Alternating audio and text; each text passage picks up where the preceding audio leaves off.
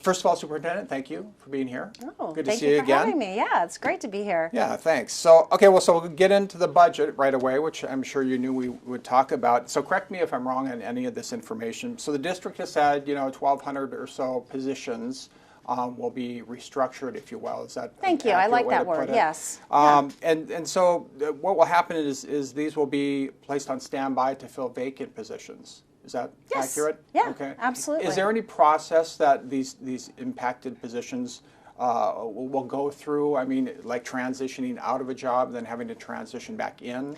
Yeah, so we actually have this process, and it's been in place for a long time. Even when we were growing within the school district, we'd have people that would need to move schools because we'd have an overcrowded school, then a new school will be built, and some of the staff needed to go to a different school. So there is a process that's been in place.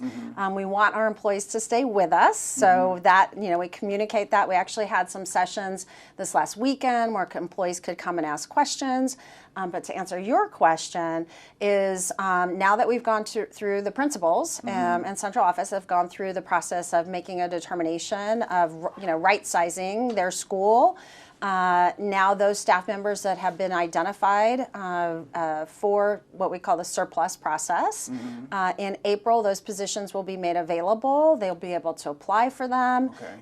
And through that process and the regular attrition, people forget we have 1,200 people is a lot of people. But we have 44,000 positions, and we have a lot of employees. I just ran into someone yesterday who's 30 years, is going to retire this year. Thanked her for her service, but that is just another position that will be made available for the staff members that have been identified. Do they receive any kind of severance pay, like they're a terminated employee? Oh, they're not terminated. They're not terminated. They are Okay. not So just terminated. wanna make sure we're clear on that. Correct. Okay. Right. So we'll go through the process. Our job is to make sure that 100% of our staff members have, if they want to continue with us, when we Okay. want them to, that they have a position within the Clark County School District. And what about those who are worried about, maybe securing another position? Or what if they say, hey, you know what, that's not my focus, that's really not my goal to do this job, I really liked that job. What would you tell somebody about that? Yeah, well, first of all, I have empathy, right?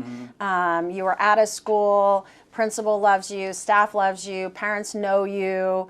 It's familiarity. But I also want people to think of it as an opportunity, that they get to work in another community that they may not have thought about, a different grade level. Maybe they were third grade and now they're going to be fourth grade next year. Yes, it is a shift. Right. I mean, we need to name it. It is a shift. But it also is an opportunity, and they may end up in a place that they enjoy more than where they're currently at.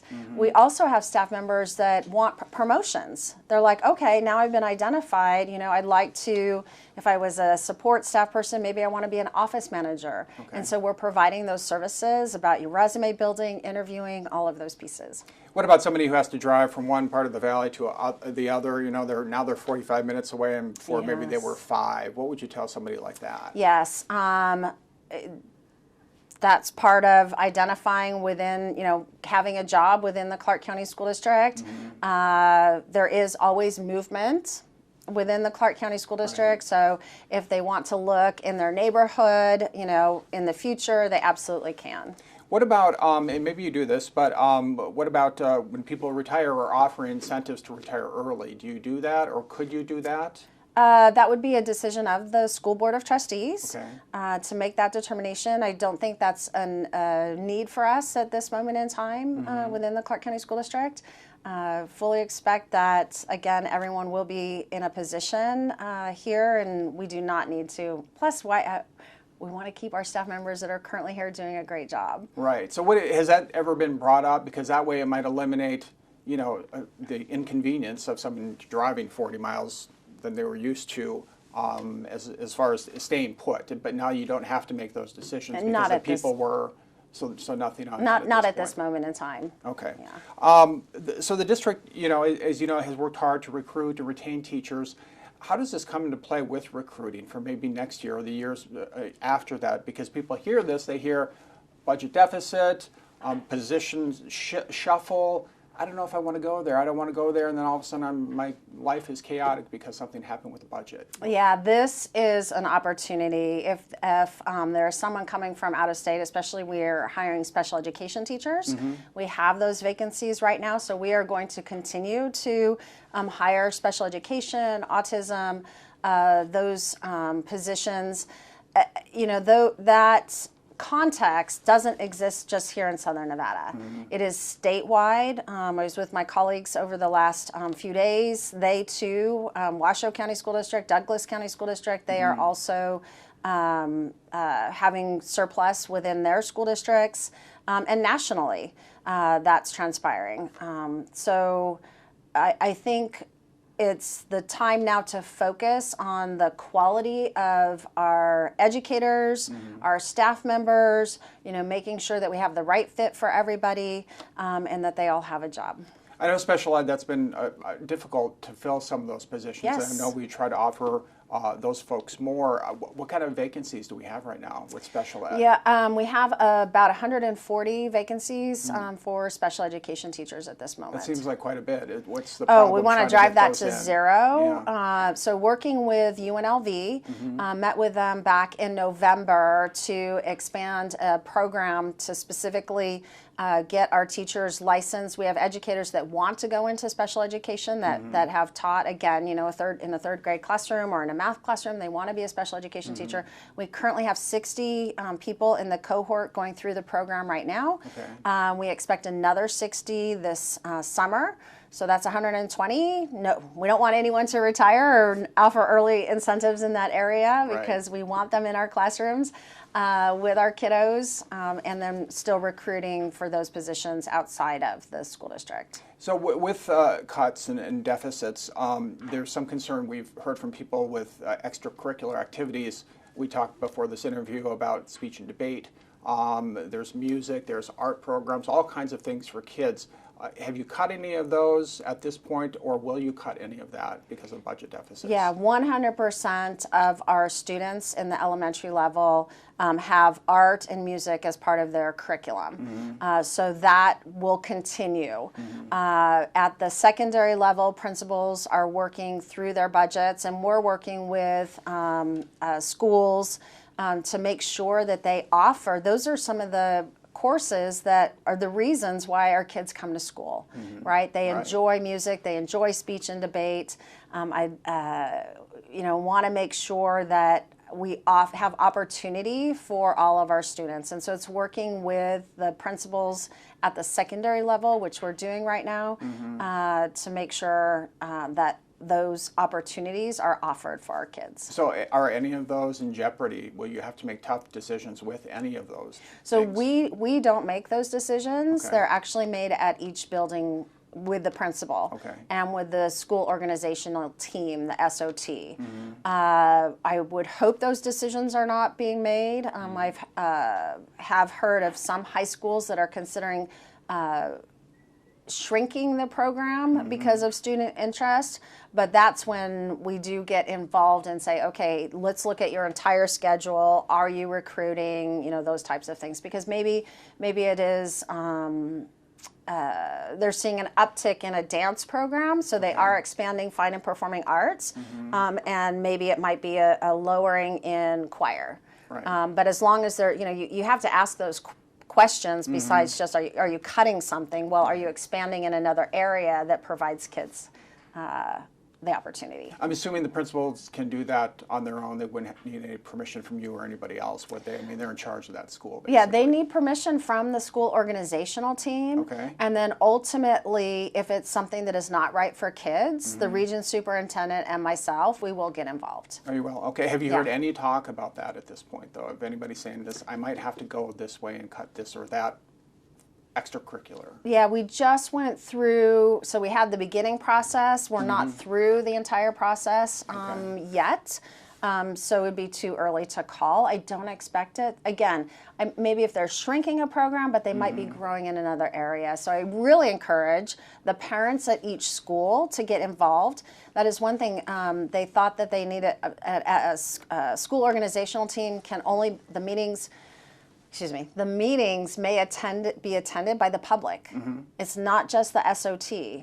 The schools are required to put the meeting on their website, notify the parents. So even if you're not on the school organizational team, but you're a speech and debate parent and you want to be informed, you're a choir parent, you can go to those meetings. And they'll be having more, we're pushing out adjusted budgets this week. Okay. So the SOTs will be meeting over the next week, and so get involved, please. With those budgets coming out, should we expect anything dire, if you will, than what we've already heard? No, not at all. Okay, all right.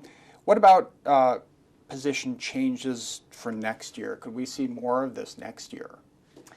I hope it's a positive more, yes, that we work with our community, that parents choose CCSD as their first choice for their students. And so if we increase the enrollment, then we'll need more staff.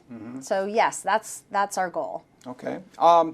So when it comes to the enrollment issue, what is the expectation for next year? Will we see decreased numbers again next year? Yes, we're projecting 5,000 students, roughly 5,000 Right. students less for the next school year. And so what is that going to mean for budgets then for next year? Yeah, those we've already included that number. Oh, that's included. Then now you're moving forward projected, from there. correct? Yeah, Got it. That's why we wanted to do it much earlier than it's been done in the past and more transparent for our community. Our new chief financial officer, Justin Dayhoff, has done a phenomenal job. He worked with 70 principals to make the entire budget more transparent. We provided the principals with a common deck to use with all of the parents so they understand and they can make informed decisions, right? Not just, I'm not sure where this money came from, but this is what it's used for. What do you think the classrooms will look like once this all kind of settles out, these enrollment figures? Will we see larger class sizes, or what do you expect to see? Yeah, I expect to see them to normalize. I think in some areas where principals had held on to additional funding, because that's the other piece we haven't talked about yet, but this right sizing, if you will, is coming from some of our schools had $1 million in carryover funds in the past. Okay. So they were using that for additional staff. That money has now been used, right? The federal government is not providing additional funds, pandemic funds. So now we're just right sizing to the funds that have been made available to us from the state and the federal government through other sources. Okay, I want to kind of switch for a minute here and just talk about Sure. something I wanted to get out before I forget. So we've heard from some different people, specifically counselors at schools, who feel that they're still not making quite the pay as a first-year counselor and some with seniority, and that pay equity gap just hasn't caught up yet. Can you address that? Or is that happening? And what's the issue there? Thank you for that question. I am really happy to say that during the contract negotiations with the teachers union, because it was in the contract, it wasn't someone Right. making a random decision about different pay, but it was in the teachers contract. And so this year, $10 million was set aside for equitable pay. For counselors or math teachers, it was in many different subject areas with longevity. So we're able to provide, I'll have to get the number for you. I want to say, I know it was well over 1,000, but teachers with equity in their pay. That just started this month because I had to submit paperwork and we had to go through all of it. This next school year, it's another $10 million. Okay. So we're hoping to balance that out over the next few years. So will that money go in soon, or has it already started going in? The $10 million has been allocated already Okay. For this fiscal year. We Okay. have another $10 million for the next fiscal year. Okay, and so do you think the gap will be bridged, if you will? Oh, connected yes. And Yes. when will that be complete, if you will? Yeah, we're actually going through the last set. So Okay. if you ask me that same question in a few weeks from now, I Okay. should be able to give you that number. But I'm just proud. It's $20 million that over the biennium that's been made available to close that gap, and that we're able to negotiate that in the contract. Have you heard anybody talking about that with any staff, principals? Hey, have we been waiting for this? It should have been in there. there and it's not here yet? Oh, yes. Yes. Okay. Yeah, absolutely. Yeah. And we've kept them informed along the way. Okay. So, yes. Okay. So in your first, your 100-day plan, we're well beyond that now. One was rebuilding trust. What do you mean by that? Or what is the big issue with trust? Who does it impact? And just if you can elaborate on that. Yeah, it's being transparent. Just like we were talking about with the staffing, making sure that you had the information, that the entire public had the information, the budgeting process. We're we're doing an efficiency study Okay. that has not been completed since 2011. Making sure that we're driving all of the dollars within the school district to the classroom for our kids. It may be a practice that is happening out there that we can be more efficient and effective with, then we want to do it. And so we expect that report to be done this summer. Okay. So finances, number one, being open and transparent, being responsive to the media and to the public and to the parents. And I truly believe, and I know in many instances, we have been more effective in that area than we have in the past. How do you measure the success of that plan? You know, when you get into it, and how do you say it's working, what we're doing is right, or maybe there are still challenges? Yeah, so through surveys, we conduct surveys with our staff, with the community. We actually, December, called it the season of surveys. Okay. Some of our parents said there were too many surveys, and so I understand that, but we really want their feedback. That is, especially when you're measuring, skills or perception and those types of things, you need to do a survey. In other instances, when we're looking at data, which our graduation rate, we're celebrating that, 86.6%, higher than other school districts across our state, as well as the Charter School Authority. Like, we need to lift that up. That's a hard data point that I can show. But in those other areas, we do need to conduct surveys to get that feedback. When it comes to parents addressing you or anybody and talking about transparency, I know we have a lot of parents in this district, but is there any way they can come to you directly and say, I have an issue, I want to talk to you? Can someone talk to you like, Superintendent, I'd like to talk to you. You got 15 minutes. Is that possible to do? Yeah, we have 1 million parents. Yeah. Yeah, so you can imagine what that would be like. My encouragement, I mean, the best thing to do is talk first with your teacher. I do receive emails where they say, no, I don't want to talk to the teacher. I want to talk to you. But I'm not in the classroom. I'm not in that school. Right. So they first need to talk to their teacher and then to their principal. And usually when they do that, they're able to work out whatever the issue is. But I do have a communications department. If there are ideas that people come up with, send them to our communications department, and let us know. I do want to hear, when people have. I do have people that email me all the time with great ideas, and I make sure that they get to the appropriate department. But yes, first and foremost, talk with your teacher and the principal at the school. And I want to sneak in a question about this that we've kind of talked to your folks about before was the start time changes. Yes. And the one thing that we just thought, people kept bombarding us with questions, so we kept asking because it was about the middle schools going backwards. I think we understood why you were going, the other way with the high schools because of their sleep patterns and so forth. But can you explain why we went backwards earlier with middle school? Yes. While the other ones went the other way. Right. So we have to have a 3-tiered system for our buses. So it's a bus issue. It is. So it staggering the buses is. to make sure you don't have everybody going at the same time. I would love to have everybody go at the same Right. time. In fact, I challenged the staff and said, okay, how much would it cost me to have everybody start at 8 a.m.? Right. It is over $100 million. Right. And then 2, you're talking about efficiency and effective use of our funds. right? They would just go drop them off. Then what do the bus, all, 100% of the bus drivers do from 8 o'clock until, 2:30 if we're all traveling at the same time, and our roads as well with our community. So we did need to do a 3 staggered start time. It was the scenario 3 that ended up being selected. Really, again, we surveyed not only once and twice, because our first survey was just to move everybody a half an hour. And that one fell flat. They were like, no. So we went out again with another survey. And with the constraints that we have, we have to have 3 different start times so we can use the same drivers and get our kids to school. We transport over 120,000 kids every day. Right. Okay, thanks. That clears that up for people who are wondering.